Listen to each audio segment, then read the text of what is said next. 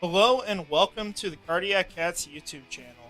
I am your host Jacob Shorba, and we are live tonight for the first time. I think since Liam Cohen was the head coach, or it might have been Trent Baalke getting fired. So it's been quite a while, but we are here for a live mock draft through Walk the Mock. We're going to go through 3 or 4 rounds, probably 4 rounds tonight, and be making some picks, talking about the big board, talking about options for the Jaguars.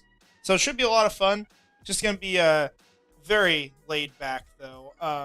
So definitely let me know your thoughts in the comments, your takes on the draft. We'll be here to talk about them all night. So it should be a lot of fun. But we'll go ahead and we will hop into this draft. We've got, let's see how many people on here. I think 18 of 32, so it's a lot better than the last time I planned it. Now, I do have my own rankings on here, so you will see those players through the big board, thankfully. Although, I'm not sure why my team's not showing up. Let me reload real quick.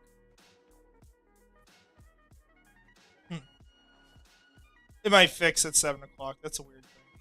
We're going to go ahead and check the chat here. Study for test tomorrow or watch Cardiac Cats live mock draft. Yeah. I didn't really study a whole lot when I was in school, to be honest. I don't know. It worked out, though. I'm surprised it did sometimes, but maybe school was just a little too easy here. Our standards are kind of crappy where I'm at, to be fair. Cohen says intangibly rich 10 times, and Jacob appears live like Beetlejuice. I mean, I think he said it a lot more than 10 times at this point. I'm pretty sure he said it like... His wife probably hears it during sleep, I would assume. Let's be honest. I appreciate the comment, Aiden. We'll see. I don't know. I think... I wouldn't call myself intangibly rich. I think that's... I don't know, a little too much self-flattery. But it's been an interesting year for the draft. It's been, I think, kind of a rough one, to be honest. We'll take a look real quick at my big board.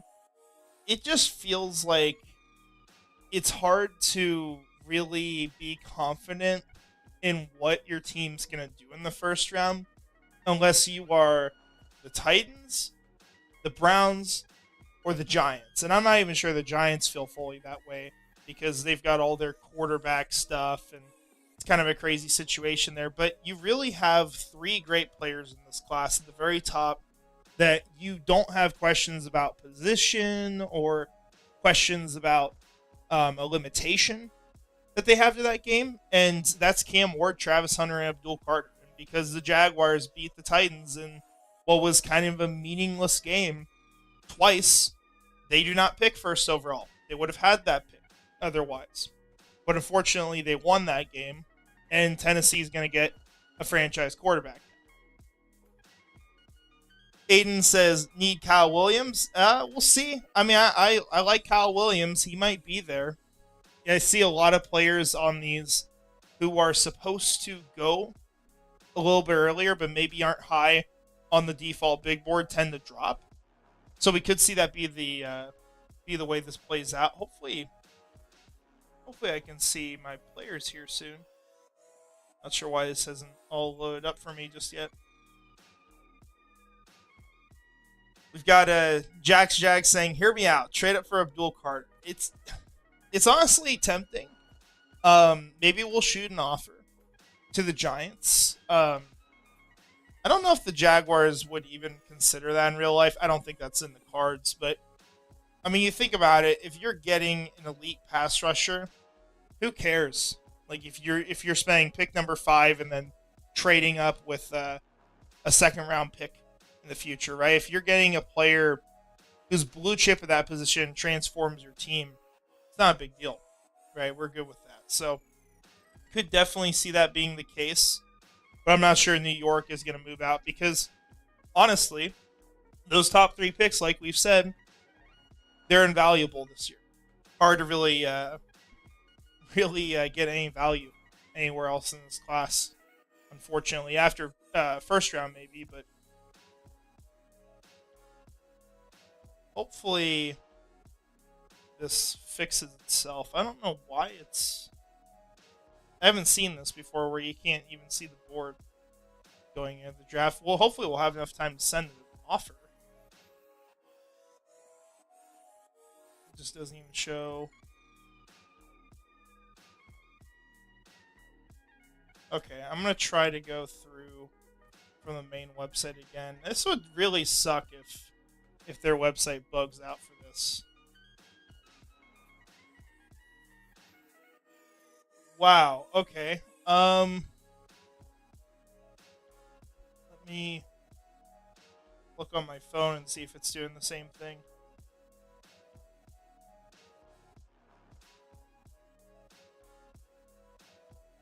Yeah, I've got the same exact problem on my phone as well. There is no way this is actually happening.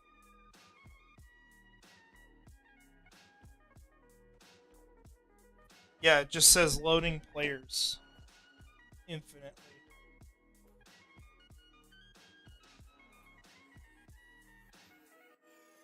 Oh my gosh. Well, I'm not really sure what to do here. We might have to divert and do something a little bit different tonight. I do not understand why this has crashed. I've never had this problem before in here. I'm gonna try opening this in another browser and see if maybe that fixes it. I have to go really quick with this though, so I apologize I'm not getting with any comments right now because Walk the Mock is being stupid.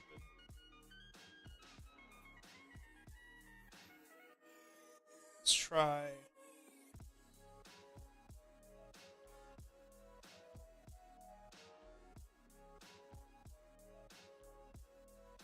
Apologize for this. Let's see. I can't remember what email I'm using with all this.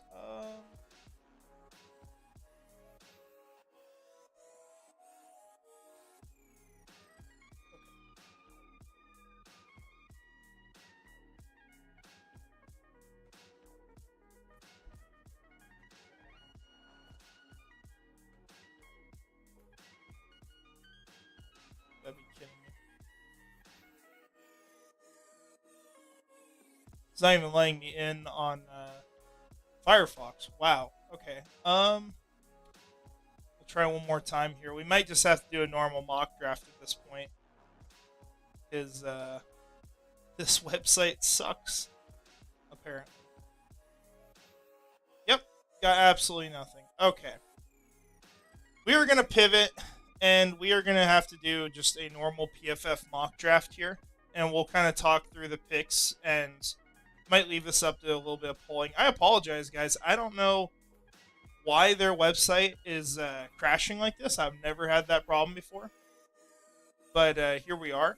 So we're just going to do a normal 7-round mock draft here. It might not be as long of a live stream. And maybe I'll be lucky in the future and their website will actually work.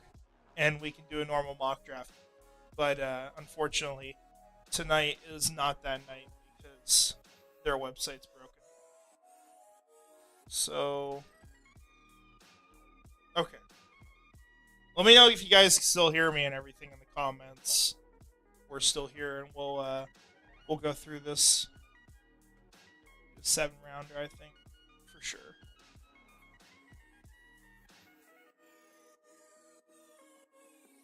PFN? Okay. We can take a look at PFN.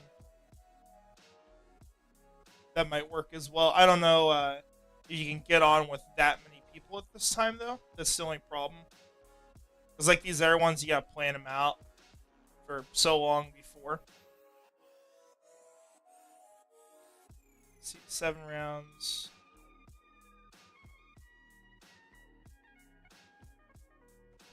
Okay, there's only one person in here.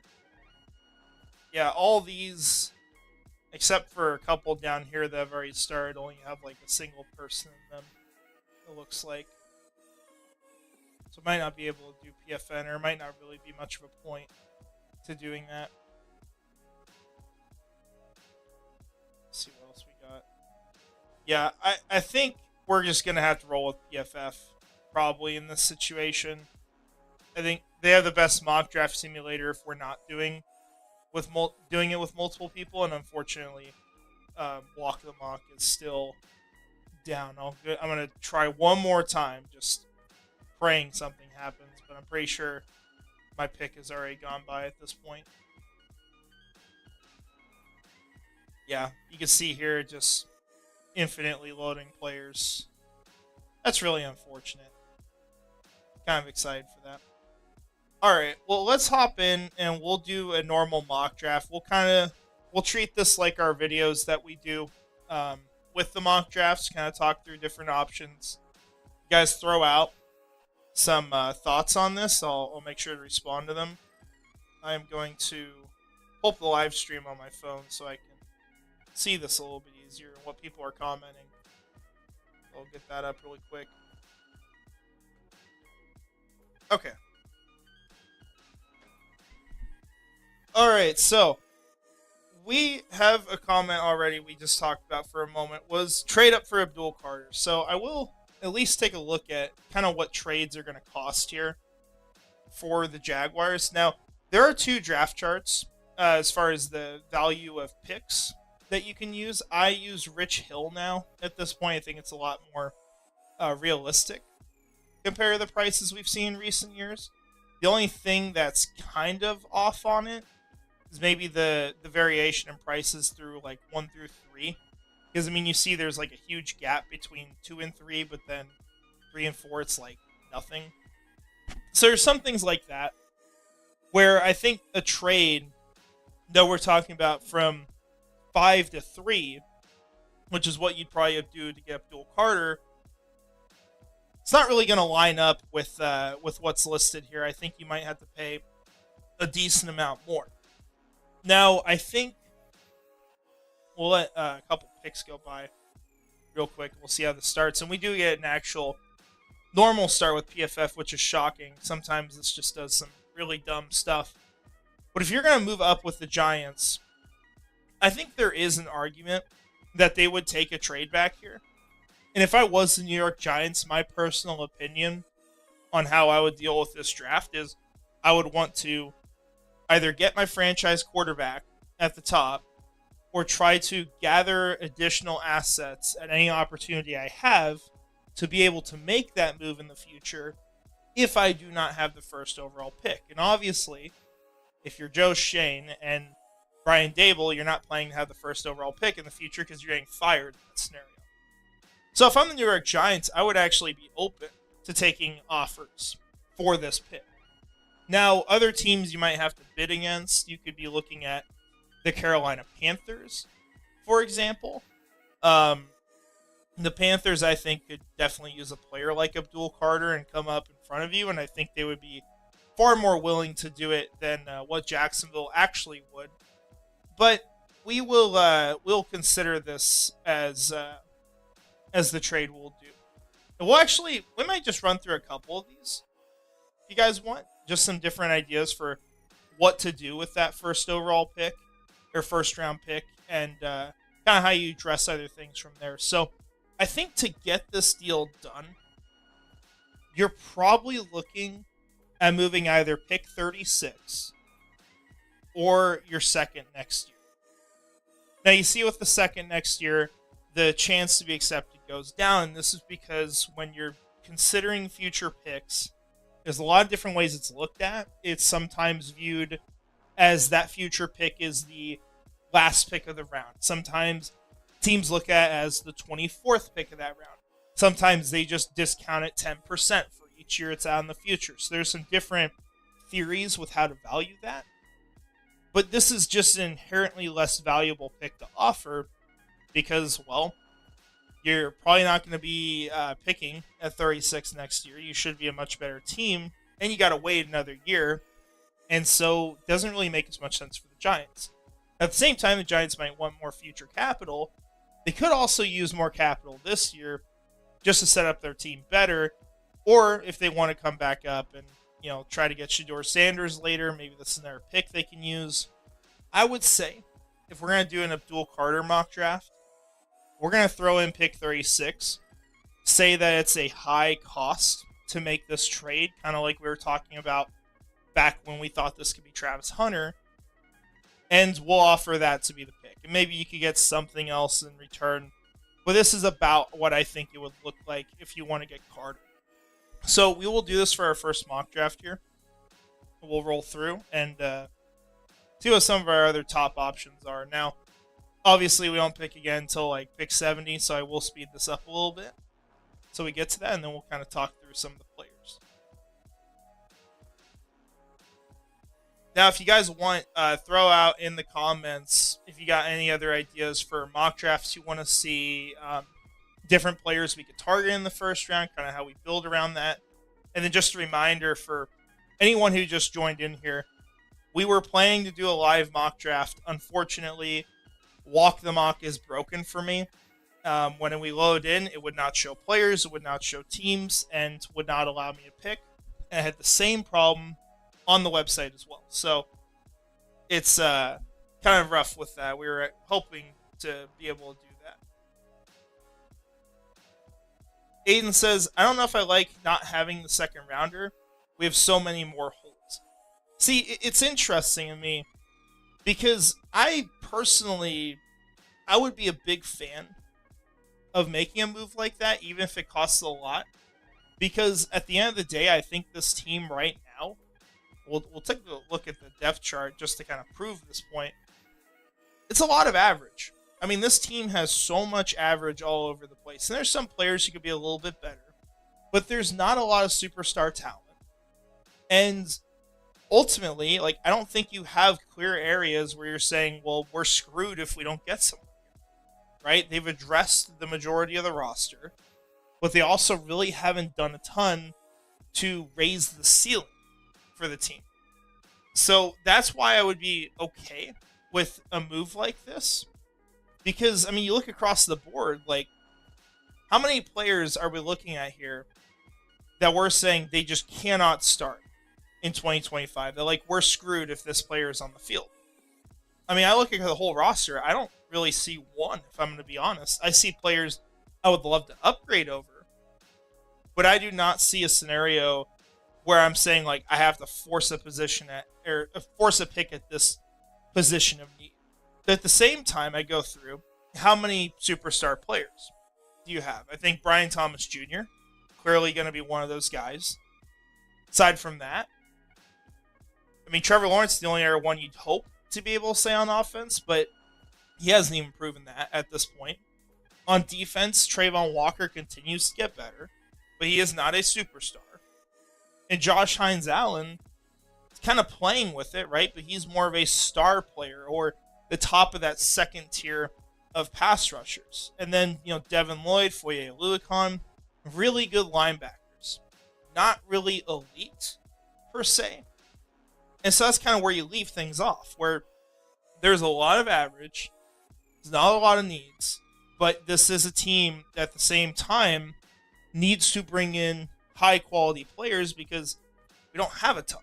So making a move like this, where you're going to pick up Abdul Carter at pick number 3 and make a move, I think that, you know, even though it's maybe not the first thing that I would do, I think it's something that you can do and help out this team ultimately more than you would just taking the guy at 5 and the guy at 36. Now, you know who I want to get at number 5 if you've been listening on this channel.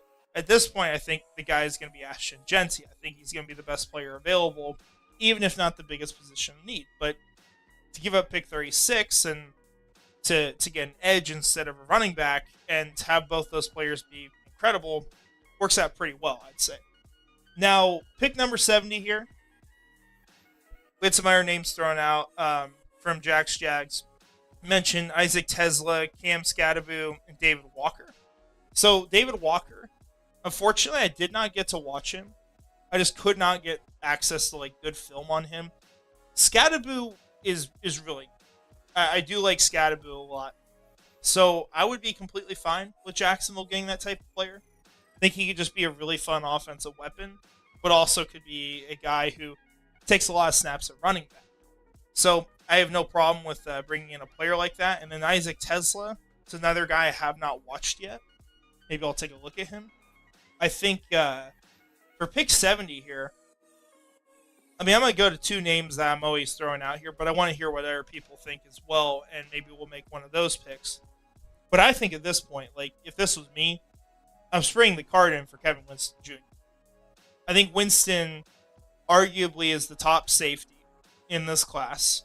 I think that he's going to be a hell of a strong safety. I think the athletic and physical profile is pretty incredible.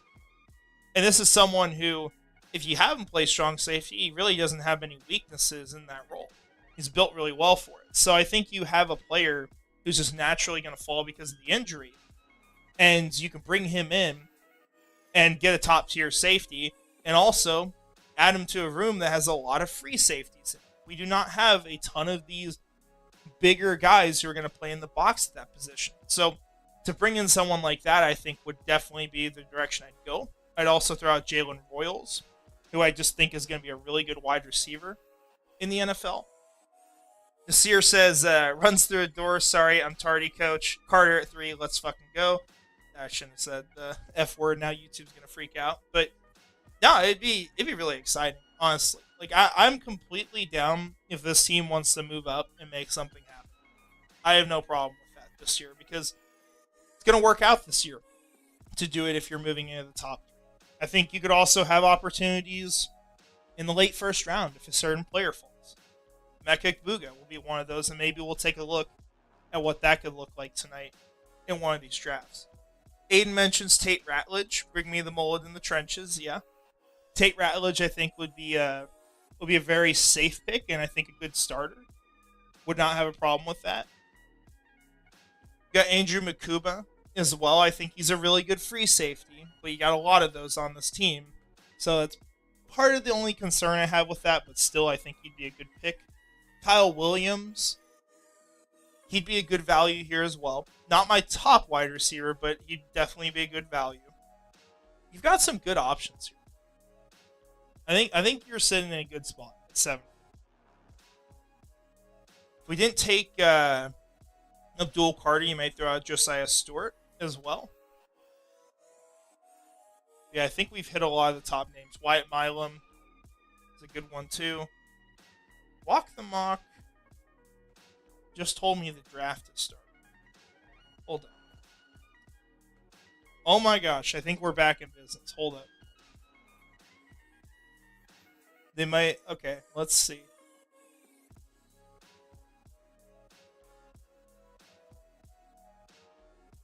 They moved back the start time. Okay, we're actually back in business here. Okay, so Walk the Mock is finally back, so we're actually going to be able to do this, thank God. That was obnoxious how hard it was to do that. But we are going to be good for that. We will at least finish our thoughts here, though. Yeah, Tate is legit, definitely agree with that. If they don't go IOL in the first 2 rounds, Tate Ratledge is my guy. Yeah, I think he's a good pick. I'd have no problems with that. He's not a guy who blows me away, but he's a good player. I have no problem with that. One of the reasons I'm not even entertaining Will Campbell at 5, so many other options in later rounds that give same production. Yeah, I think, funny enough, I don't think he's going to be there at 5 anyway. So I don't even think it's a conversation at this point. I think the Patriots are going to be the first team to really be punished, I guess, from the way things are going to fall on draft night, because you're going to sit there at 4. No one wants to move up unless the Bears do for, like, let's say, Ashton Genty, and you're going to be forced to take a position of need. So it's rough, I think, starting at pick number 4, which is why you hear me advocating for a really damn good football player, even if it's not the biggest position of need. So, well, we talked about some guys. Walk the Mock starting here in a second. So we'll probably just hop out of here. I'll just click Tate Ratledge for the fun of it. But thank God we got this back. I was really concerned this kind of ruined the whole night if we don't have this going. So, all right, we got 28 seconds. You can kind of preview my big board here. This is all updated. So if you guys want to use this, let me know. If you have Walk the Mock and you want to use my big board, I will totally send you the code. But I don't know a ton of people who use this website. But you can kind of see some of the players I have. There's some different ones, like Colston Loveland's super high for me. Jade Barron. Mason Graham is 14. Does not mean he's a bad prospect. Just a lot of really close names there. So that's kind of what you get there. Now, mock draft has started, so we are going to at least throw out the Abdul Carter trade, or maybe it's Travis Hunter who's available at 3. So we'll see if they bite on that. I'm not going to offer as much as we did in the other draft, but I would say maybe pick 70 in a future third would be what I would be willing to offer here, just because I don't want to throw everything in for one pick and then not be picking the rest of the day. It's kind of fun to talk about some of the air players that we could target. So let's throw that to the Giants to see if they bite. If they don't, we'll just plan on picking at number 5 unless we get a trade from another team. Someone also threw out Anthony Belton. Belton, he's a good player. Well, let me see what I mean by that, because he's a better prospect than what I thought he was. I think that's what I mean to say. I would have no problem if a team wants to bring him in early day 3. So I think he'd be a nice addition. The Jags can't trade back. I'd be shocked if they don't go Graham. Gladstone has a history of having absolutely no problem drafting guys with shorter arms. Yeah, I would have to agree. I think when we do our predictive mock draft, you're probably going to be looking at Mason Graham being the pick for me, just because I think that's the direction they're going to go. It just, unfortunately, seems like it's kind of boring leading up to the draft. We know who we're going to get. We're not getting a player who's got a super high ceiling. And you're just getting someone who's just going to be good, for your team. There's no problem with that. My only issue is that I think when you look back at this draft in a couple of years, you're not going to have the 5th best player. So that's kind of where I sit on that. Yeah, Aiden says need to turn on the David Walker Central Arkansas film. If I can find it, I would. But I haven't been able to access it. Maybe it's been updated. I could take a look if they've put it on Caddy's cut-ups after we do our pick. But unfortunately, I don't think there is much film there. Okay, Shedeur Sanders is off the board. So this might kind of change how we do things. Although I'd still be willing to move up to 3 if they accept that. But 4 would also be in play. Although I think if I'm the Patriots, I'm just going to be thrilled that one of these players fall. And I would just take that. I don't think our trade's getting accepted.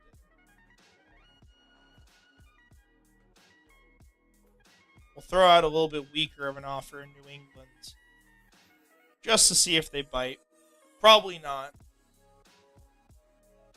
Jags, I subscribe to Caddy's Cut-Ups on Patreon. So you can find them on there, and they have a lot of film that they post. I'll show it after our pick here. That's what I use primarily. Okay, so this is the trade from New York getting rejected. We'll see what they do. Okay, Travis Hunter.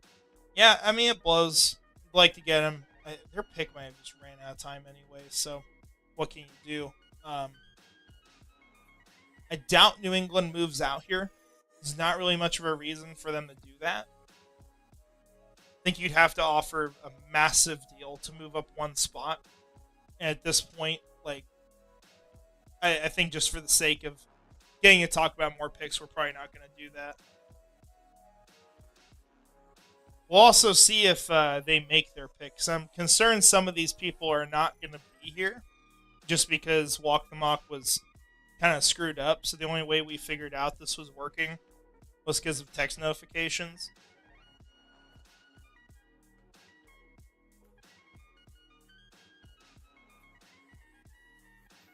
Yeah, I don't know if the Patriots take Mason Graham. It would make sense for them if they're worried about Barmore.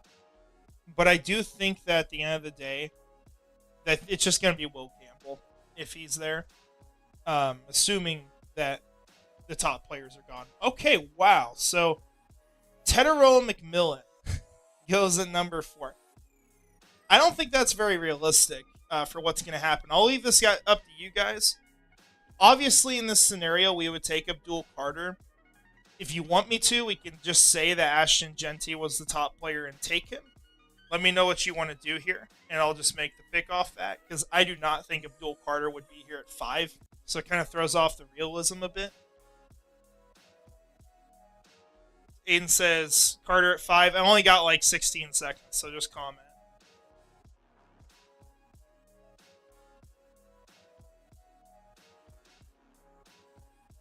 Okay. I hate it. We're gonna go with Genty in this scenario. I know Carter. Okay, yeah, everyone says Carter after. Dang it.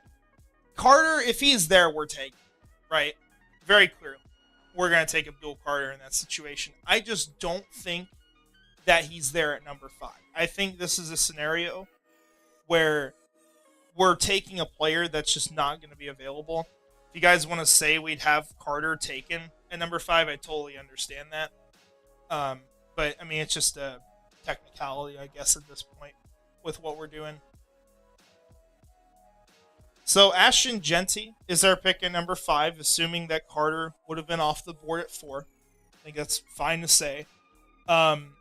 Real quick, I'll show you Caddy's cut-ups, which is what I use.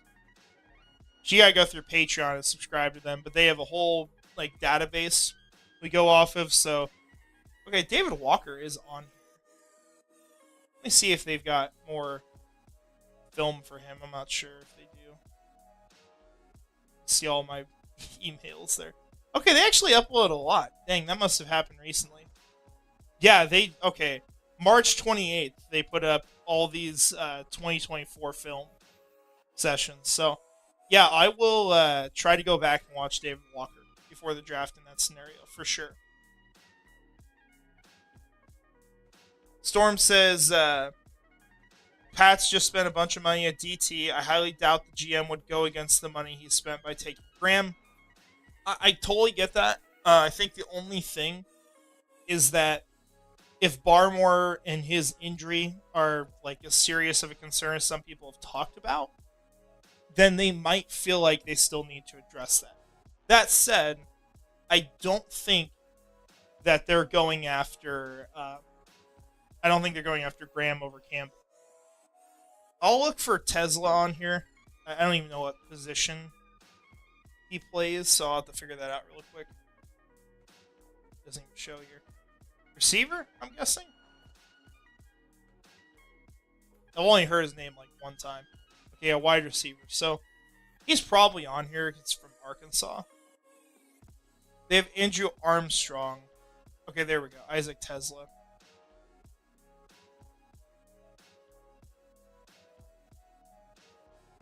You're gonna make me switch accounts. They always pretend I'm signed into the wrong account every time I go to this. So, yeah, they have 3 games from this year you can watch.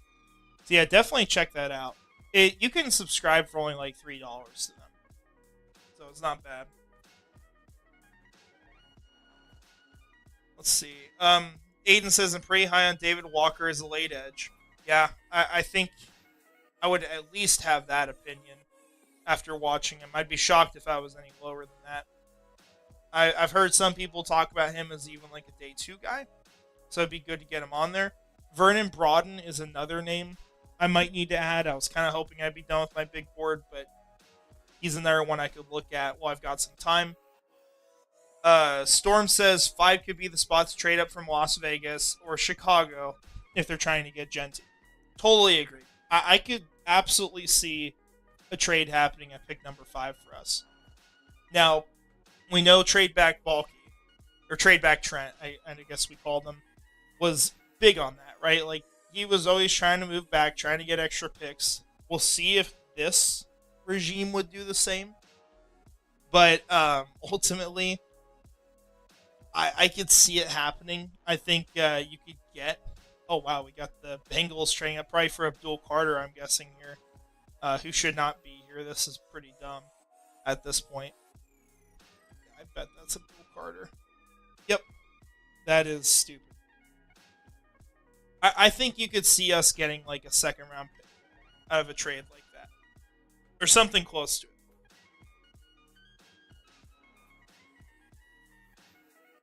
So yeah, looking at the board, kind of the approach we're going to take here is we're watching for players we can move up with the Vikings for,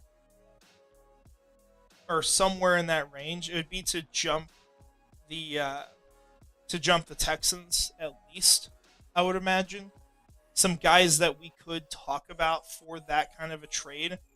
If Colson Loveland somehow gets past, let's say, like the Seahawks and the Broncos, I could see at pick 21 trying to make a move up for him in front of the Chargers.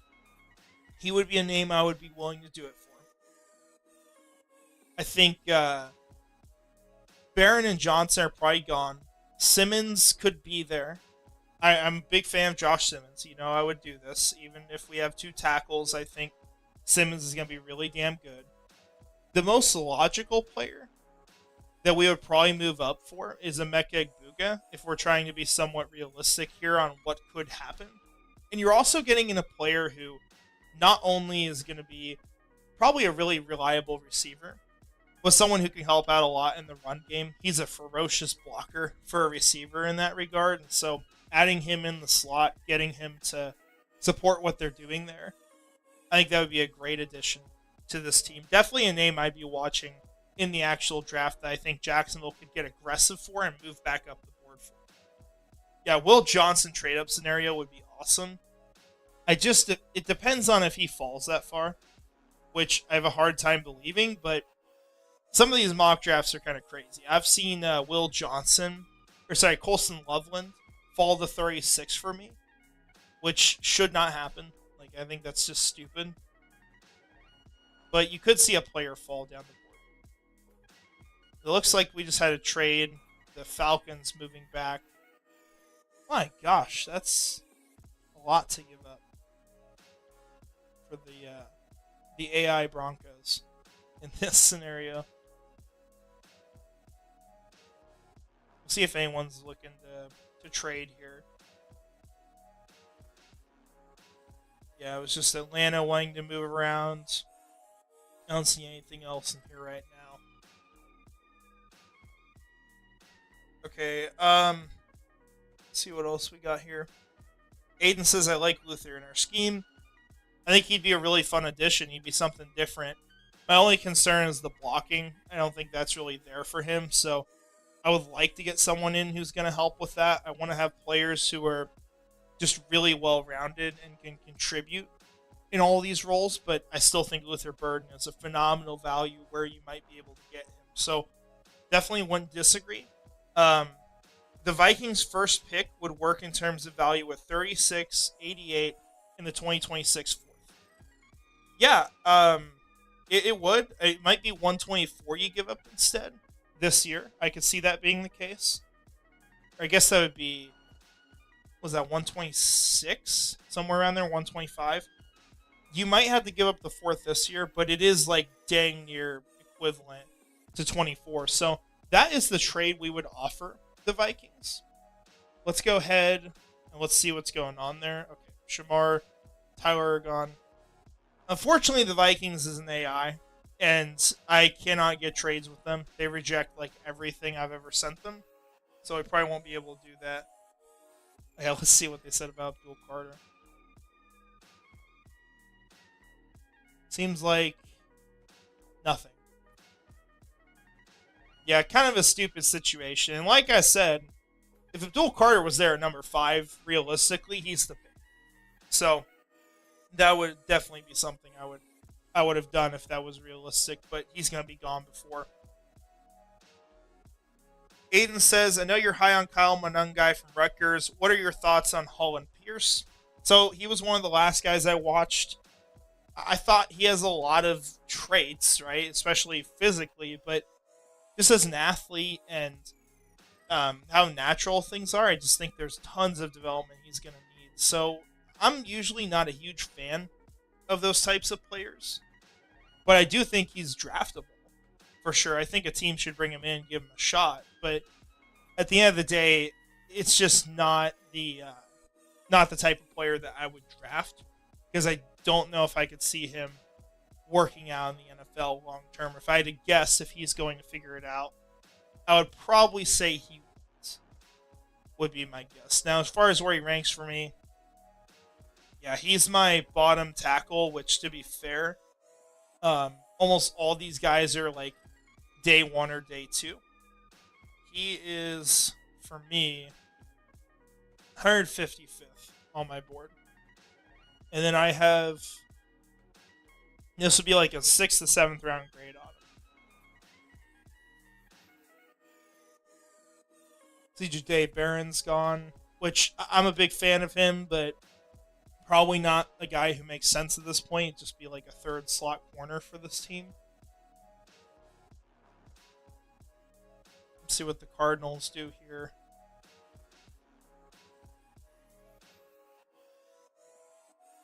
Storm says guys like Colston Loveland, Jack Betch fit in the scheme of Liam Cohen as having the power slot type that can at least try to block and are good at attacking zone-based schemes like Godwin.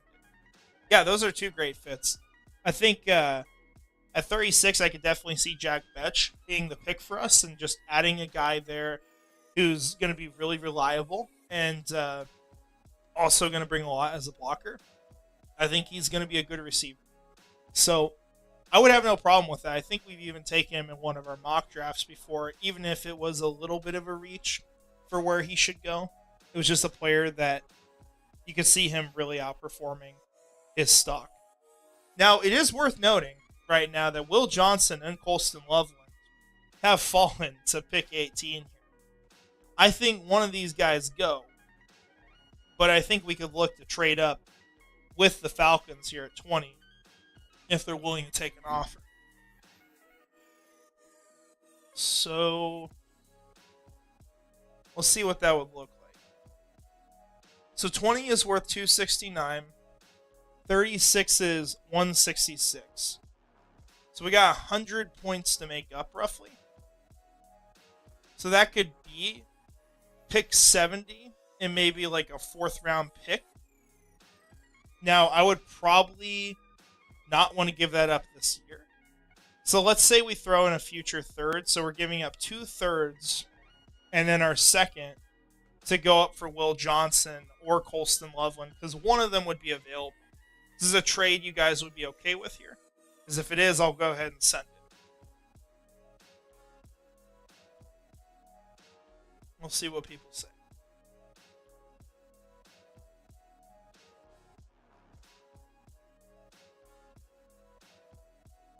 Yep. Aiden says to do it. I'm sure Nasir is in favor of it. He was already talking about Will Johnson as well. Let's just offer that. Let's see what they say. That is a decent trade, especially in a class where the value of these picks probably not going to be as much as usual. Yeah, Colston, I mean, I would be fine taking him at this point, but yeah, ideally it'd be Will Johnson. I think that's a little bit more valuable. And I would be fine trading up for Jax. I would have no problem with that. But this is probably okay, never mind. Because they just took Will Johnson at 19, so the dream's dead. We'll still see if the Falcons take that trade. I doubt it, because they've already moved down once. We will have a trade ready for Pittsburgh. Okay, hold up. We've been sent a trade offer. So they've countered. Yeah, that's like all of our picks tonight, so I'm going to go ahead and reject that in that case. I don't think that's a terrible deal at the end of the day, if you're getting the type of player you believe you're going to get, but we're not here to just throw everything in and then not pick until the 4th round. So we're going to pass on that one for sure. Yeah, Igbuga could be the next name we're looking to move up for. I mean, I would do it for Loveland, of course, but any of those players work. Maybe he falls. Maybe Emeka's there at 36. So we'll see who they took here. Kenneth Grant. Okay. So that's not a big deal to us. I'm going to give him a poop emoji because he didn't accept our trade. The Steelers, we'll see what they do. I would say the Packers are probably the next team that we're going to offer a move to.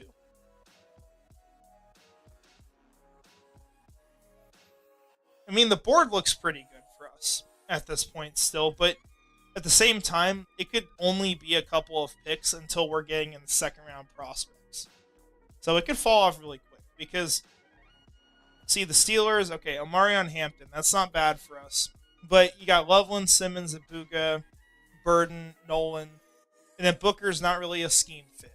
Unless you're going to run a lot of gap, which I don't think we will. And then you're into second round prospects. So this could fall off really quick with a run of players, which is why we're very willing to move up in this scenario. Yeah, Booker and Nolan are both.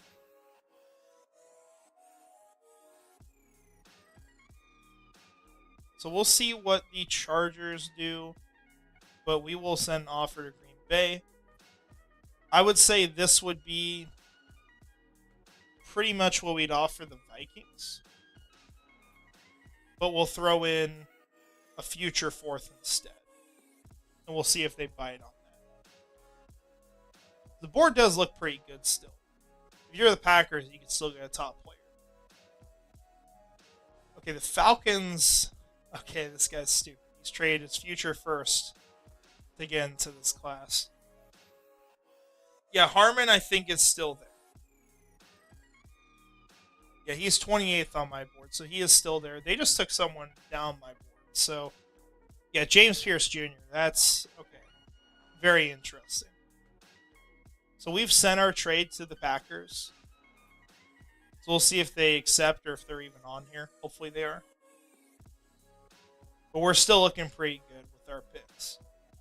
And the nice thing is, even if this goes past the Texans and we haven't moved up, we're still going to have some opportunities in the late first to come up for a player. There might be someone there who's still really good.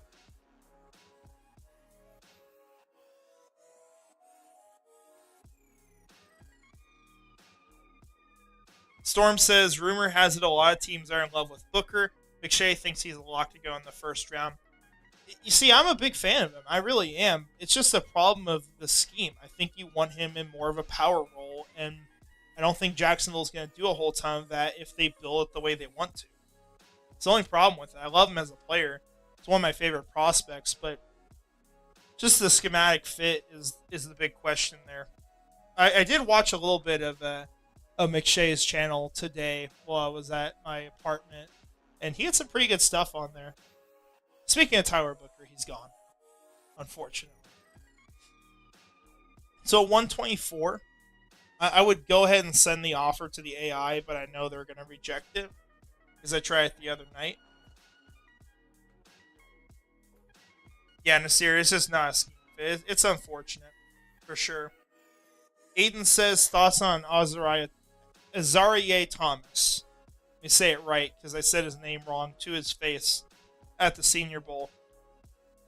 So he is my corner 6 in this class. I have a second round grade on him. I think that he's someone who could surely improve a lot. Still has a lot he can get better at, but he's built really well. I think he's probably a little bit faster in that 40-yard dash, which is hurting his stock too much, but he's got good size. He's super young. I like that. Being under 21 is pretty exciting. I think he's one of the best man corners in the class, and I think whatever team gets him is probably getting a good cornerback. I just question, how good is that going to be? But I do think he's a good prospect. And then he was, I guess, 51st on my board, which, once again, a lot of players with similar grades, so it's maybe not as bad as it looks. Josh Simmons to the Vikings. That is a weird pick. But he is off our board now, so you can kind of see things are falling apart here pretty quick, because personally, I'm not a big Walter Nolan fan, even though I have him ranked pretty high. Luther Burden and Emeka Guga, I'd be fine with one of them. I think that'd be a good pick, especially Emeka. And then, yeah, as Storm says, Loveland's not making it past Harbaugh. I just don't think we're going to make that pick here just for the sake of this is not going to happen. And there's a lot of talk I've heard, like even from Daniel Jeremiah, where Loveland and Warren are like unanimously top 10 players on teams' boards. That's one of the most consistent things he's heard. So I don't think he's realistically going to be there. Now, Walter Nolan is gone here. So what we're going to say in this scenario is we're going to try to move up for I think, Emeka Guga, if you guys are willing to do that. And we'll just say Loveland would be realistically gone in this scenario.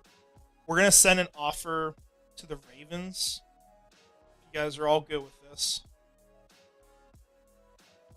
And then for that, 216, 166. So 50 points. So this would get it done. Just about. I'll throw in a 6th as well, just for the sake of it. We're not going to be making that pick tonight anyway. We'll see if they bite on that. Yeah, either wide receiver would be a nice addition. Just different types of players at the end of the day. See who the Rams took. Jihad Campbell. Wow, he was still here? Okay, wow, I'm kind of surprised by that. Trying to see if there's any other weird names. I don't see anything else. I'm going to also get ready to send this offer to the Lions, because we know we can move up with them as well. It'll probably just be the 3rd rounder for them.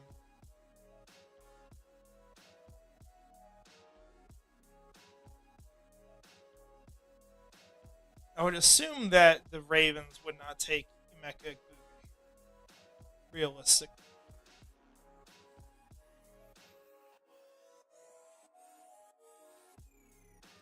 Okay, wow, we got our trade accepted. Alright, so we are up here at 27. I'm kind of shocked they actually took that. Alright, so if Loveland was here, he would be my pick. This would be the way I would go. But we're going to say, like the first pick we had, this is just not an option, that the player would not fall here. And that in this case, we're going to take a really good slot receiver, an area of need for this team, unless you're that high on Parker Washington. Someone who's going to be a really nice long-term addition for this team, and your Christian Kirk replacement in Emeka Guga. So I love that pick. I think that's a great addition. I would love to see that on draft day. I could see this happening for the Jaguars, and it might be something we end up mocking in our final predictive mock draft that we do. Now, E-Man Worry, I just saw him mentioned here. I'm not crazy high on him. Let's see where I have him. Yeah, he's 49th on my board.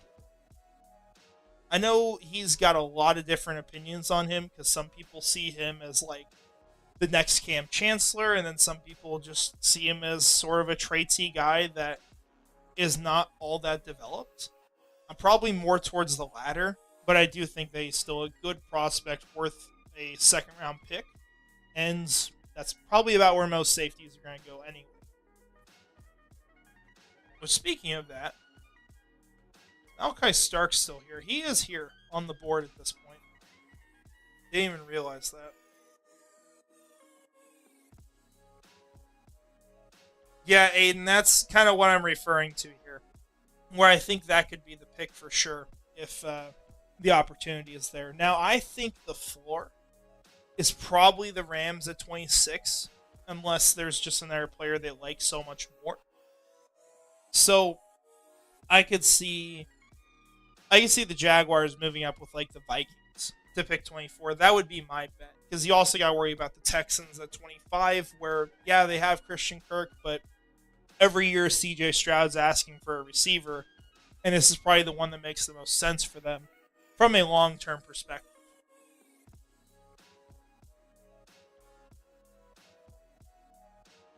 Yeah, I would agree with your take, Storm, on Parker Washington. Good wide receiver 4. I think he can start if he needs to, but he's just always kind of on the fringe, and you're not going to be able to get a lot of those extra things out of him at the end of the day. But we're going to have a little bit till our next pick here. I see. It's kind of brutal. I think most of these are just taking the whole minute, unfortunately. So if you guys have any questions or any topics at all regarding the draft you want to talk about, just let me know and we'll discuss them.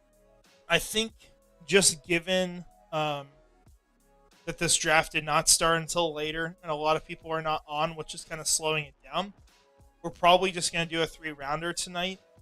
Because by the time we get to the 4th, it's going to be like, gosh, past 9. And that's pretty late for me because I get up for 4 for work. So, and I'm Central Time as well, so a little bit different here. Aiden says, am I crazy for having Martinez, Neal, Giddens, Sampson, and ETN ranked higher at running back than Scadaboo? I think some of them I disagree on.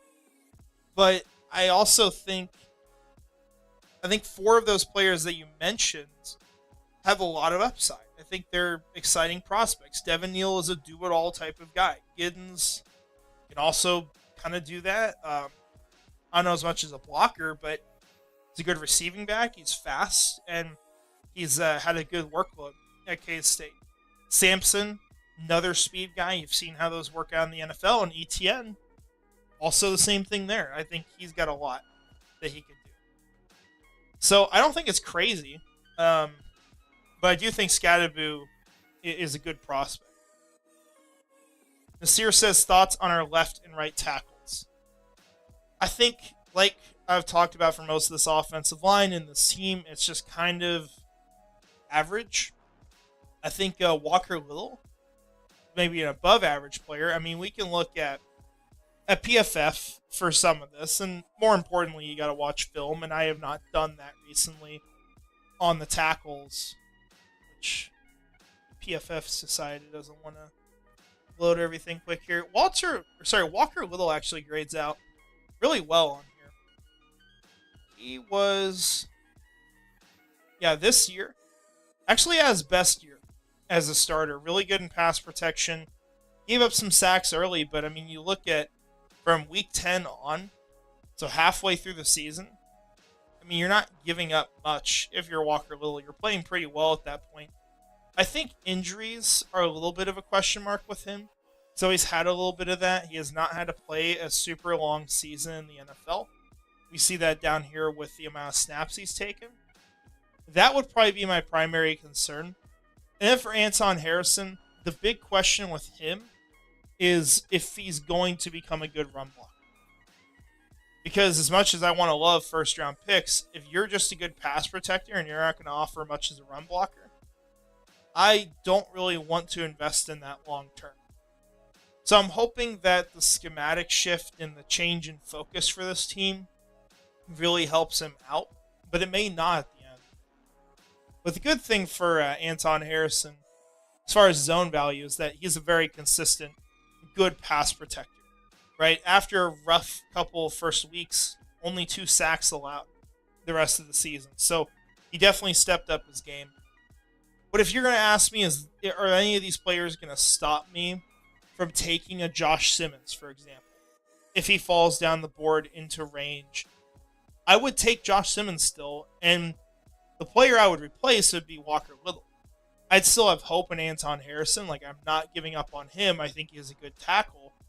But I don't want to invest in just a good tackle. I want a complete player who's going to bring his A game to both the pass protection and the run block. So the verdict's still out on him, whereas Walker Little is a good player, I think. But I think if you can do better and you can save money, might as well do that, right? Like, what's so bad about that? Especially in a class where it's just not as strong as it usually is. Let's see what else we got here. Jags are best equipped to trade up with the Vikings. We have all their picks. Wouldn't mind trading up for a wide receiver or stars. Yeah, it's one of those things when you just look at it closely, it makes a ton of sense. Like, we would not be shocked if the Jaguars are picking at 24 on draft day and had 2 first-round picks. It's very much something that could happen. Storm says, Anton been getting a pass just because he's a first-rounder. He's average at best in pass pro and basically a pylon in the run. There's games where he looks like that. I definitely want to see more out of him. But I do think that he's a solid tackle, at least. It's just, you got to be more than that, right? I do not want to keep investing in average on this team. I want great football players, and they're not going to stop me from wanting to get great football players if they fall to us in the draft. So that's just my personal thoughts on him. Nasir says Pete Prisco loves Josh Simmons. Yeah, I did see that today. He had some good takes, I felt like, on the offensive side of things. And one I maybe disagreed with, but definitely I thought he was kind of spot on with most of it. And Simmons for me, I mean, yeah, Storm says he might have been tackle 1 in the draft if it weren't for injury. He is tackle 1 for me in this class. You can see that here. He is the, I believe, 8th overall prospect this year on my big board, and I'm not shy to say that. I think he's a great football player. I was high on him going into the year. He played at a borderline elite level. I think he has incredible traits. He's also got really good size. And I think this is someone that's just being overthought at this point. So I would love to bring in Simmons if the opportunity is there. But we'll see if it is. I think that a couple teams would be insane if they passed on him. Those being like the Chiefs and the Texans. Aiden says thoughts on Joshua Farmer. I like Joshua Farmer. I don't know where he lands, I guess, like compared to consensus. So we can look at that really quick. I do have consensus marked on here as well. Okay, I am a little high on him. I think the size is really exciting with him. I think he moves pretty well too. He was a player that there's let me just read some of my notes on him. Yeah, I know the arm length. I felt like he played really urgent. He's a good athlete, really good at engagement, very twitchy, and yeah, I did factor in as well. He was double teamed a lot in the games that I was watching, but there's some really great high end reps with him, to where you can get excited about him and say he could be a really good defensive tackle. I do like him a lot. I would be completely fine if the Jaguars invested a 3rd round pick into him. I think he could be a really good value at that point. So I have no problem with that. I think he's just a player that probably needs more refinement. But you can say that about dang near everyone, to be honest. And then Aiden also asked, do you think Mbo could be in the cards as a mobile center? He could. I think the big question with him is, I guess, the leverage he's going to play with there. Like, I heard it noted, and it was kind of clear on film, that he does not get low enough at times to be able to play center. And so he would have to fundamentally change that about the way he plays. If he could do that, he's got everything he needs to play center. He's got this incredible athletic profile to work with. I think he could be good there if he's able to overcome that primary issue. So that'd be the big thing I would note with him. I have him as kind of a 3rd round guy at this point. Let's see where I have him officially. Yeah, 3rd round guy, just behind Tate Ratledge, head of Donovan Jackson, which I feel bad about where I have Jackson. I think he's a solid player. I just don't really see him as like this 1st round guy people are talking about. I think that's a little crazy.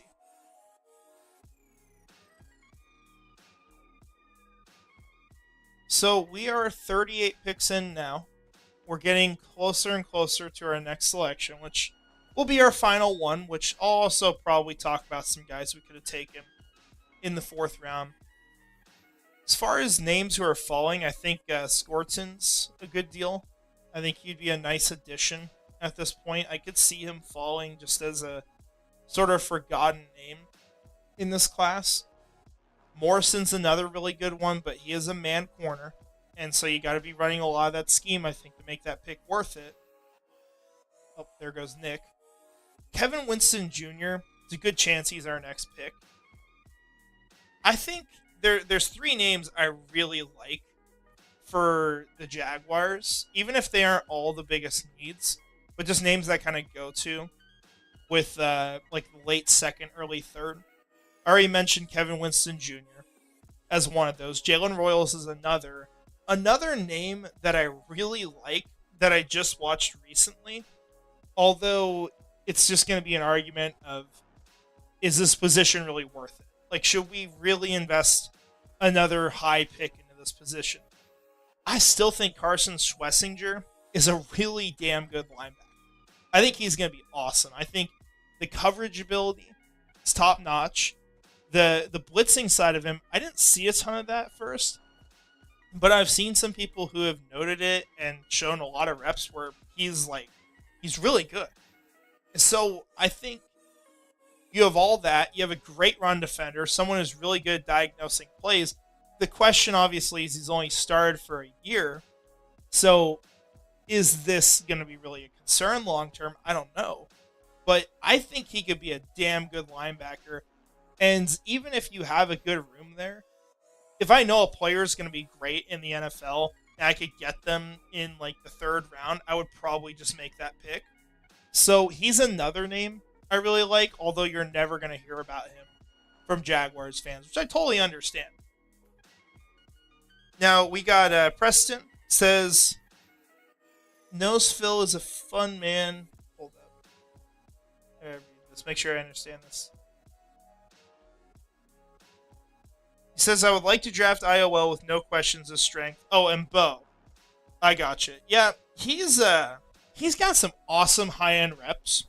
I remember seeing a lot of that. Like, he would kill people with power at times. Like, he would, like, it would be like a punch he'd throw at someone, and they would just go flying to the ground. You also have other reps where he'd lose within, like, the first half second of the play.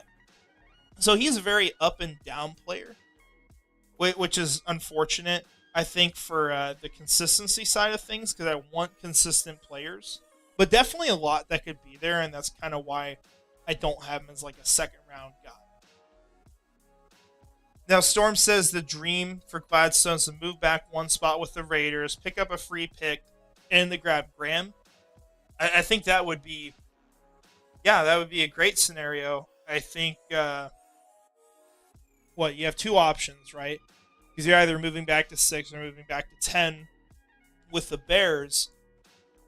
If they want Graham that bad, I would say that's probably the best case scenario for them. I wouldn't have a problem with it.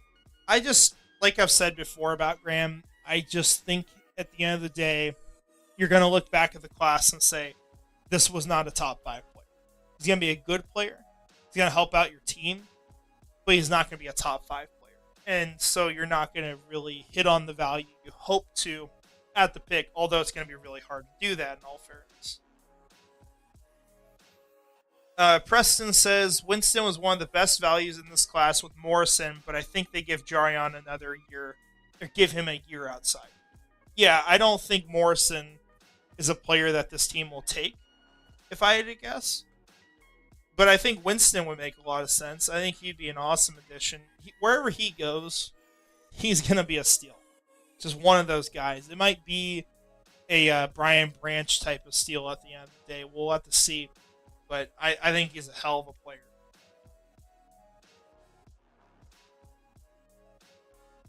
Now, Jackson Slater is not someone that I've watched. Maybe I'll have to add him. Just have to see at this point, because kind of running out of time. But I do have a little bit still. Ozzie Trapilo and Ursery. I have Ursery higher, but I do like Trapilo a lot. I think he's going to be a good tackle in the NFL. At least to start. So I would have no problem if they were able to land him day 3 or day 4. Another name I would kind of see the same way, maybe Miles Frazier. I think he could be a good player, capable starter as well. He was someone that, if you listened on this channel to the mock drafts with Jets Chaos and Dom, that was a player they were both really high on. It introduced me to that I've been a pretty big fan of since then. Torrey Horton could be a nice developmental player. I would be fine adding him. The Raiders and the Jets, only trade back options for Preston. We have so much capital, we don't have to use a pick at number 5. Yeah, I'm always going to be good with getting more draft capital, honestly.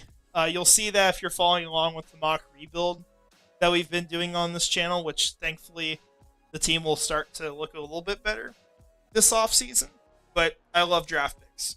Like, if I have an opportunity to get more draft picks, probably going to try to do it. So, if you could move back a couple spots and still get your guy, I think that's great. It's just the problem for me, I guess, this year is that Genty might be the last player I'd feel comfortable with in the early first.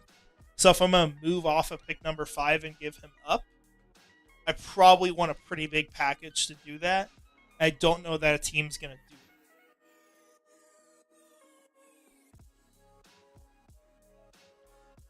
Let Travion Henderson off the board now.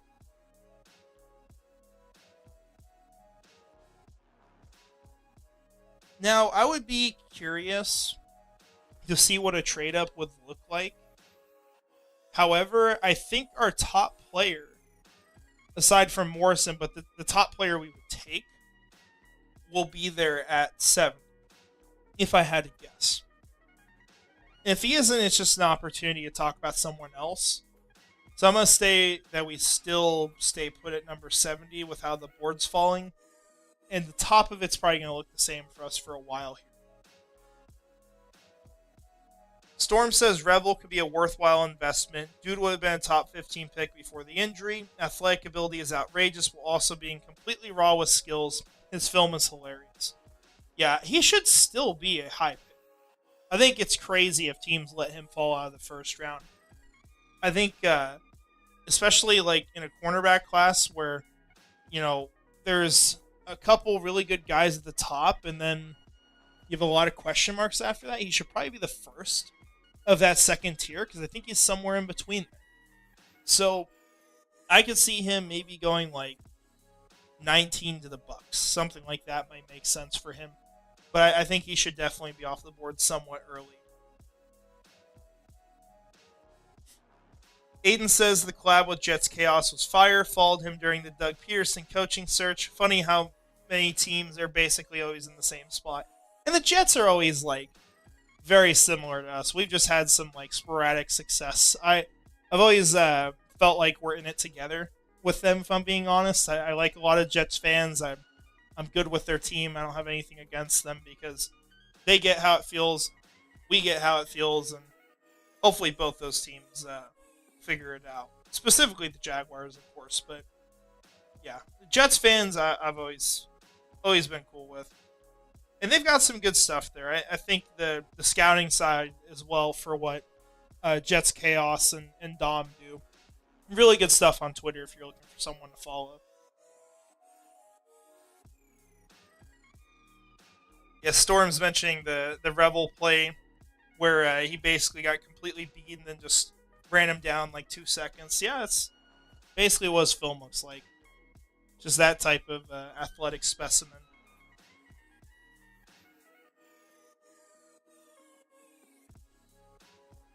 That's something fun we can do while we're waiting here. I'm going to go back and look at my 2024 big board real quick.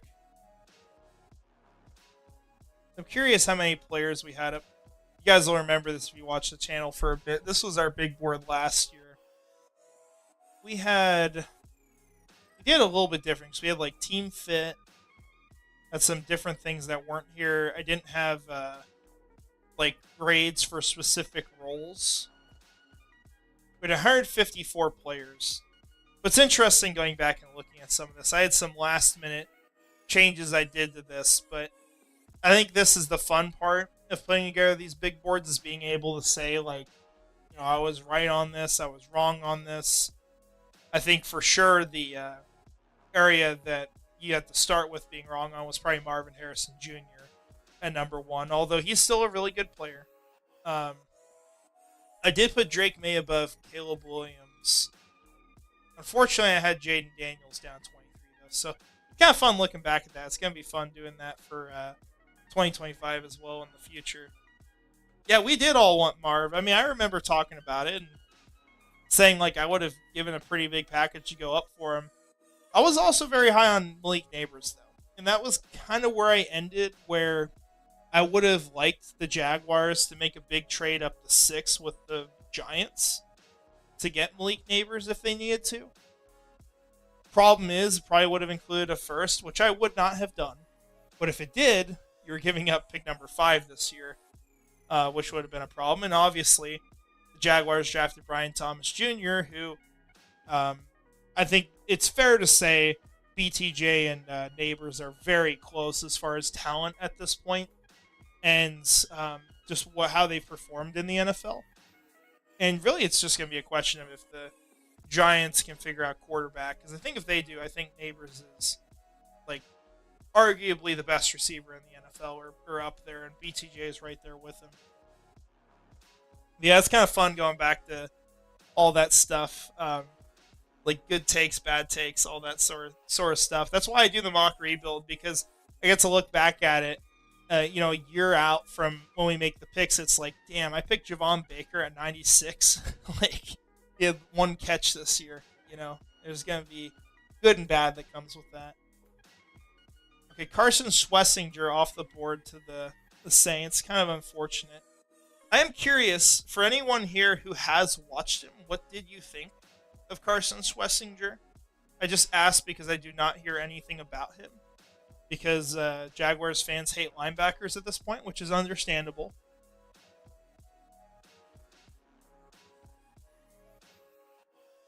Okay, Demetrius Knight for the Falcons.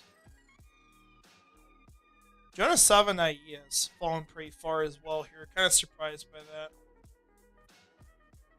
Okay, Storm says, day 3 guys I'd like to see is Jurasic, Q Robinson, Lan Larson, and Luke Kandra. Yeah, Jurasic, I'm a big fan of. So we're going to agree there for sure. I would take him, probably as early as the 4th. I don't know if that's where I think you'd have to take him, but I just think he's going to be a good tight end. We'll see if that's a starter, but I just think he's going to be a really good player. So, yeah, I'm there on Jurasic. I think Kandra could definitely be a starter. He's got all the tools for it. Aiden says, if we need an offensive skill player, need to draft them this year. The running backs and wide receivers in next year's class are awful. Yeah, I'm kind of worried that I'm going to go into this next draft class and be disappointed again. My honest opinion, and this is probably a little reckless to do, unless you know for sure it's going to work out, but I would be very willing, if I'm trading back, to only want 2027 draft capital. Like, if a team offered me a second round pick in 2026 in a trade, I would tell them to offer me a 2027 second round. Because I think that's going to be a really good draft class. Like, you got some great players there. I would want to accumulate draft capital that year rather than 2026, just because I would be willing to take that bet. I'm a little concerned how this next one's going to turn out. I have not looked super close, but at least last year, like, we knew some top players in 2025, like Travis Hunter and Colston Loveland and Emeka Egbuka and Will Johnson, and obviously a lot of other guys, ended up being good. But ultimately, it was a lot different, I think, than how I feel about 2026, where I don't know a lot of names at this point. See, Storm says Marv's floor is so high, it was kind of hard not to have him as a top 5 prospect. Yeah, I mean, everyone did. Like, we're all off on that evaluation. So it's not something like I personally, feel like I was alone on, of course. But I just do regret, like, putting him above Malik Neighbors. I think that's probably the thing I regret the most. Preston says Schlesinger's a bit better than Muma. I don't know. Muma, I never scouted him, so I can't really compare him, to be honest. Aiden says Carson's really good. Got a mid-second grade on him. Team captain, really high motor. Can pass rush as a linebacker, but undersized and started for 1 year. I would argue that he is intangibly rich. Yeah, and I agree. And it's why I could actually see him as, like, a crazy dark horse pick, to where, like, no one is preparing for this player to get taken by the Jaguars, and he's that name that just, like, shocks you. Like the Brennan Strange pick, where, I mean, that was a reach per se, but to where you're just like, what? Like, no one ever even mocked this player at this pick to the Jaguars. I do think there's a lot there for Carson to where he could be that. I'm a big fan of him, though. Like, I would say, even though it's not a big need at all, I wouldn't even be mad if we took him at like pick 36. I think it would be a minor reach, but I think he's going to be a really damn good football player. Yeah, Jags says this and next year's draft class seem terrible. It really kind of feels that way. Aside from the first 3 picks, which are great, and then this class has some good positions, defensive line specifically. But it's just hard because I feel like I've had to hone in so closely on so many specific players that I felt like would fall that should have gone much earlier. Whereas, like, if I don't get them, I don't like a lot of the players available. So it's like I'm always talking about Kevin Winston Jr. like the end of the second or the early third, or Jalen Royals there. And it's like, how many other players do I think are going to be available there that I'm actually going to like? I don't know. Not a whole ton. We still got a little bit to our pick here.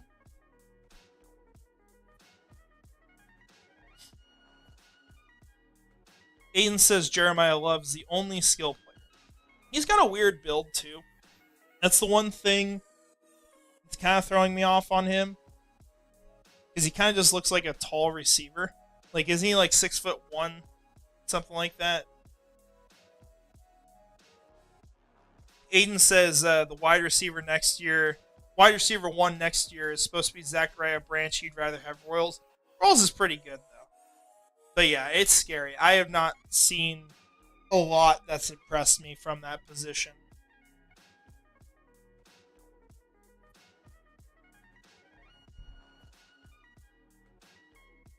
Yeah, Preston, I think you have a fair point in what you're saying. Like, I think we need more guys with a mean streak. But I think you can have both worlds. That would be where I kind of disagree. Like, I think you can have intangibly rich players who have a mean streak. For example, Tyler Book. Like, I think that's an incredibly intangibly rich player. May not be a great fit for Jacksonville, but is he a guy with a mean streak? Yeah, he's a killer. Like, he's talked in interviews about like wanting to take away the love of the game from other people in how he plays against them. Like, I think you can get both. And so I think it's a fair point, but I don't think they have to go against each other. Yeah, Love does have a really weird build. Yeah, Shogun, it's kind of confusing at first, but I think just the simple way of putting the idea is that they're not bringing in players that could be good. They're looking for people they can bring in that, like Gladstone has said, are just going to be themselves and have a lot of what's already needed that's going to fix this team and set the culture the way they want. And yeah, Aiden, you could describe it as that. You can describe it in a lot of other ways too. But it's just people who are just talented, right? They're going to lean more towards players that have done it at a high level.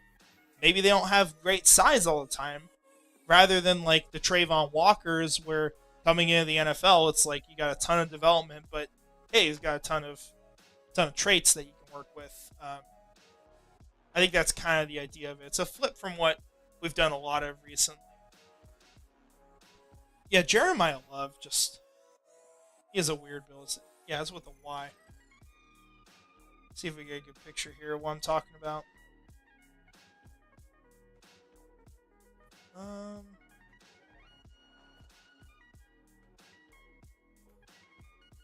That kind of shows my point. I mean, he just seems like very skinny for a running back, but then I think about the play he had against Penn State where he like drove through 5 different defenders. Yeah, like look at this picture. I mean, this looks like an X wide receiver, and he's playing running back. It's just a weird build to me. Very, very different from what I'm used to.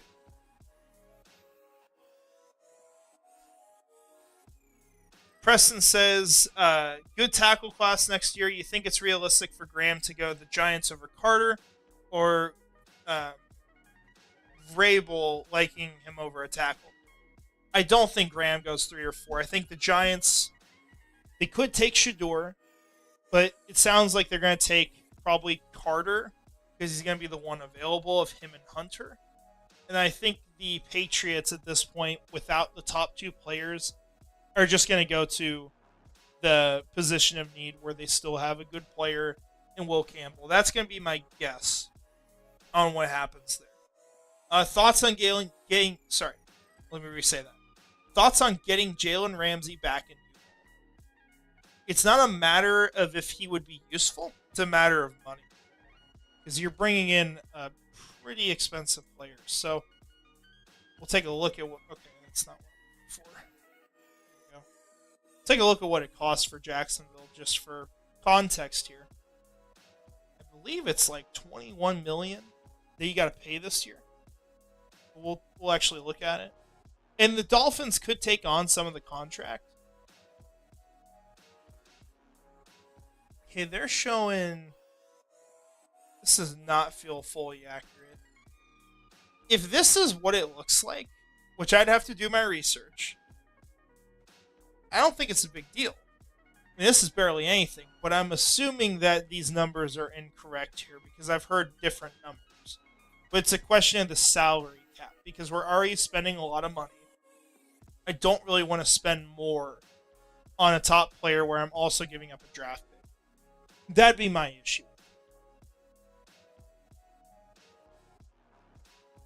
Yeah, completely agree, Storm. Got to get good and great players. Ideally, great or superstar players, because we just don't have enough of them. Cohen's wife probably hears...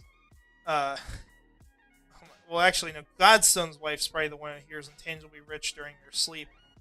Like, haunting her dreams all the time. The quarterback class might not be bad next year. Depends on if Manning declares, and then there's some players who went back that could definitely be better. Drew Aller, he could end up improving. He did improve this year, so he took a step forward. He could do that again. You could also be looking at like Garrett Nussmeier, who could be better. Kind of like Mac Jones in his build. It's the only thing that kind of questions the ceiling for me, but I know a lot of people really like him, and some people would have had him almost as QB1 this year. 2027 is going to be the really good quarterback class, though. I think that's going to be a really fun year.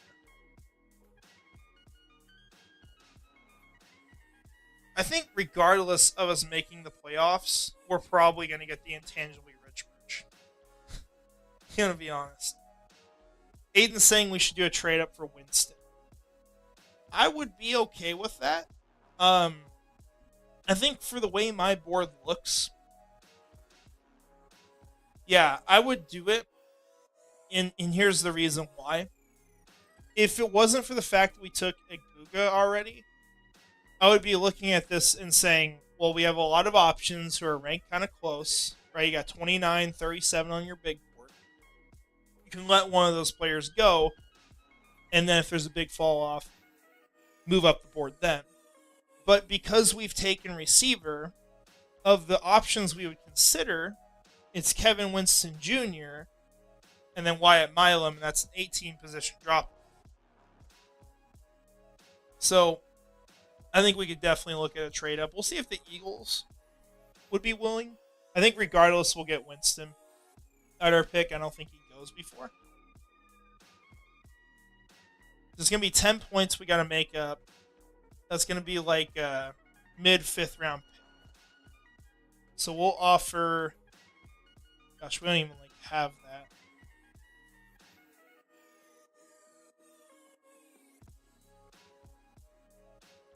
Gosh, they don't even have a 6th next year. Let's throw in 2 6th round picks. Let's try that. Unfortunately, they have some weird draft capital. It makes it kind of hard to trade with them. Yeah, Aiden says Sellers is a problem. Gives me nightmares as a Clemson fan. I'd have to go watch that game you're talking about. But I'm sure it was awful. He's a damn good athlete. Storm says, should the Jaguars take a quarterback late for a backup and have Mullins play the CJ Beathard role? Depending on who the quarterback is, I'd be fine with it. But I think at this point, you could go either way. It just kind of depends. Our trade was rejected. They just threw in their pick pretty quick here. Which was Braden Swinson. Okay. So we're still sitting fine here. I don't know if we have enough to really trade up. We might just wait at this point. We've already traded up once. Preston says, we have needs at more of a macro level than positional, like an offensive weapon, push interior trench, defensive turnovers, but really talent. We need a solid all-pro or two, obvious but true, and BP. I think, yeah, the needs question's kind of weird. I don't think we have like clear needs. I just think that the need is to start upgrading at some of these positions. Like we're very much in a position where we should just go in and be throwing picks at the best players on the board, right? Barring a couple positions, like we're not taking a top quarterback in this class. But I think if you can just get great football players, you just take those shots, which is why, like here, like our top guy on the board is Kevin Winston Jr. because you think he can be an incredible strong safety. So that'd be a better pick than just like, oh, let's take some guy who's going to be like an average starter. Like I'd rather have that in Trapilo. As much as I like Trapilo, like he's not going to be as good at his position as a Winston, even though his position's more valuable. I will shoot an offer to the Browns just to see if they take it. Nothing too big. We'll just say we offer them the 6th round pick. Wyatt Milam's off the board.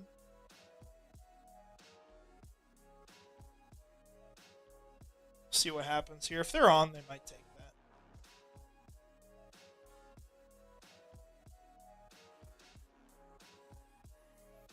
Oh my gosh. I'll have to watch highlights from that game now. Might actually do that after this.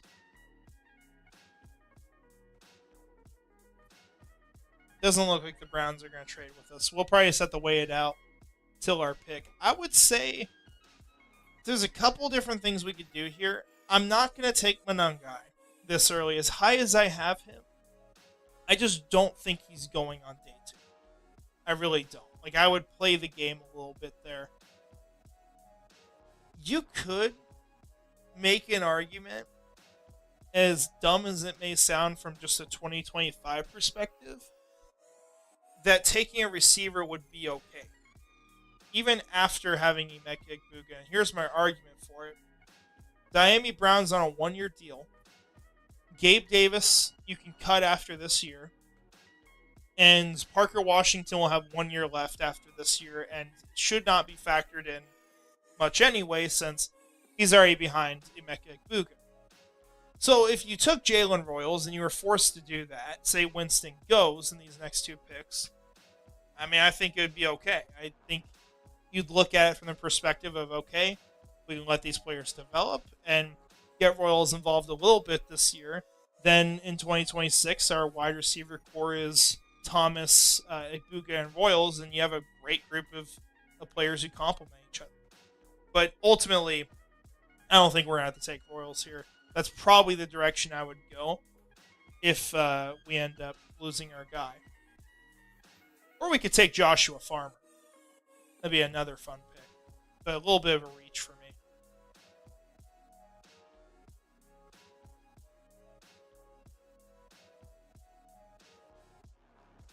The defensive tackles, yeah, Joshua Farmer will be 1. There goes Cameron Scadaboo. Okay, we're on the clock already. Mason Taylor. Okay. These are the defensive tackles that were available. If you guys are good with Winston, we'll do that. I'll let you guys comment real quick on this. But that's probably going to be the pick for us here. These are the other players that would be on my board at this point.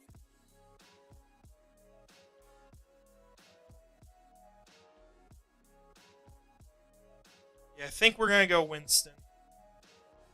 Let's throw out that pick.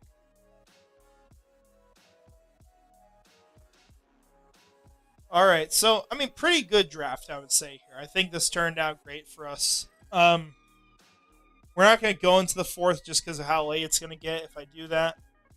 But obviously, the start you could have taken Abdul Carter, but really just wasn't realistic. So we took Genty.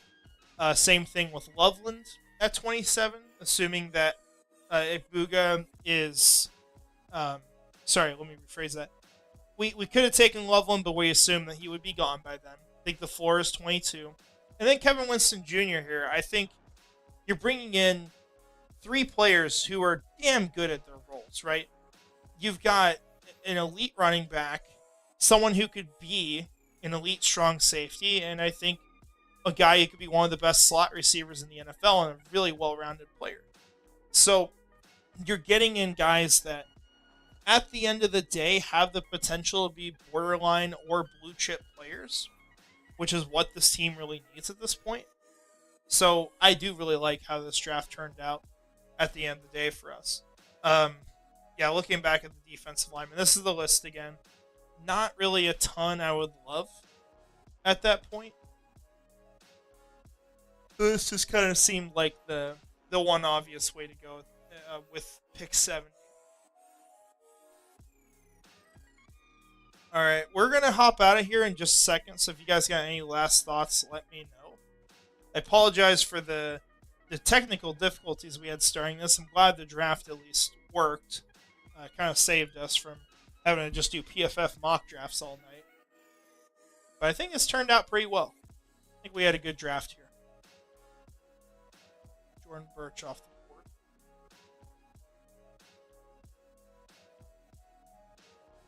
Also, next Thursday during the draft, we will probably be live. That is the plan. We may end up just going live for the first part of it. Kind of just depends, because I also do enjoy just watching the draft.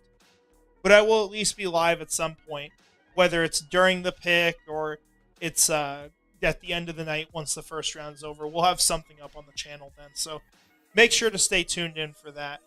Preston asks, what is this mock draft on? Haven't played it. This is Walk the Mock, so you can get a subscription on here. And if you do that, I think it's like 15 with promo code. I don't know what promo codes there are right now, though. But usually it's 30. That's for the whole year. And you get to do live mock drafts against people all year round, which it gets pretty active around this time primarily, but it's pretty fun to go on. They have drafts pretty much every night at this point. We got Shogun, who says, if we had to get one of those third-round range wide receivers, which one would you take? Because that totally seems like something that would be done with one of the two picks, unless someone falls. So for me, this is my board with the receiver position. If you're counting Jalen Royals as a third-round receiver, which is how he's viewed, although I view him as a second, he would be my top guy. Then it would be Jack Betch. And outside of that, there's not a ton of people I'd take a chance on. Kyle Williams, if you count him. And then at that point, you're getting down like Jalen Knoll and Isaiah Bond. And I'm not as high on those guys. I think Knoll would be very similar to like Parker Washington. Just a little bit of an upgraded version of him. So those would be the names I would consider. But if you consider Royals as a third-round guy, he would absolutely be my guy that I would say for that. And yeah, you're welcome, Preston. It's a good service. It's worth getting. I enjoy having it each year, and it's fun to do just at night throughout March and April. All right, so with that said, we are going to hop off of here. I appreciate you guys watching tonight. Sorry we had to kind of start late with this and for the Walk the Mock issues, but I think it turned out pretty well. Let me know what you guys want to see before the draft as well. You guys can definitely comment on here or hit me up on Twitter. We got to figure out what we're going to put up in the next week. The draft's coming up pretty soon. So definitely let me know. Oh, yeah, Jags, you're right. Last year, some of the picks were getting spoiled ahead of time. I'll probably be a little behind again if I do it live. So we'll see. I might just do it after the draft is over. but I don't have like cable here. It's just I just use like the NFL app and watch through that. So we'll see. Shogun says, interesting. You're not the first person I've seen being higher on Royals than the consensus. He's just a damn good receiver. He's quick, damn good route runner, great hands. Like a lot of things you want that are going to translate to the NFL. Armstrong, I have not watched yet. He might be a last name I add. Kind of just depends, but he'd be high on that list of names to add. Okay, so with that all said, we are going to hop out of here. I appreciate you guys watching. Like I said, let me know what you want to see on this channel in the next week. Might do another video at least on like prospects I like in this draft, some of my guys, those sorts of things. But definitely let me know. Hit me up on Twitter. Love talking to you guys on there. And with that all said, we're going to wrap this up. Hope you have a great rest of your day. Jags, I will definitely consider that idea. And we'll see you guys in the next one.